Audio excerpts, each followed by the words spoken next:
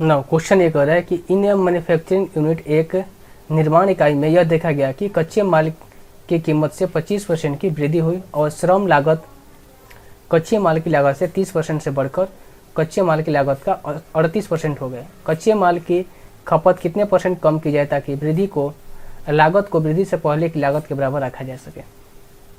कोई manufacturing unit से वहाँ पर यह देखा गया है कि उसके मैन्युफैक्चर में 25% की कच्चे माल की कीमत में 25% की वृद्धि हो गई है। तो जैसे कि इनिशियल मटेरियल्स का इनिशियल प्राइस क्या होना चाहिए, मटेरियल का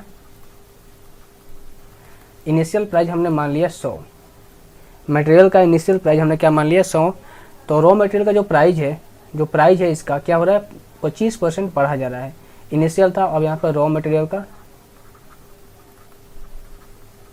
प्राइस 25% बढ़ने पर 100 का 25% करेंगे तो क्या हो जाएगा 125 हो जाएगा। यानी कि 25% बढ़ रहा है तो हमारे रॉ मटेरियल की प्राइस हो जा रही है कितना 125, जो पहले 100 में मिलती थी अब 125 में मिल रही है। लेकिन साथ ही हमसे ये कहा गया यहाँ पर पहले जो 100 में मिलती थी अब कितने में मिल रही है 125 में मिल रही है।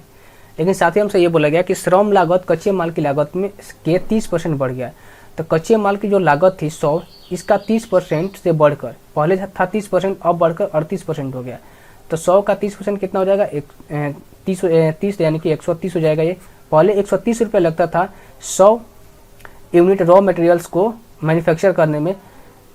लेकिन क्या हुआ कि जैसे ही रॉ मटेरियल की कॉस्ट बढ़ी 25%, तो यहाँ पर क्या हुआ कि जो लागत था लेबर का, जो लागत था लेबर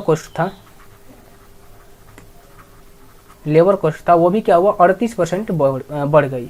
तो 125 का 38% हम निकालेंगे तो कितना हो जाएगा, ये हो जाएगा आपका 47.5। जब इसमें जोड़ेंगे तो कितना हो जाएगा, ये हो जाएगा आपका 172.5।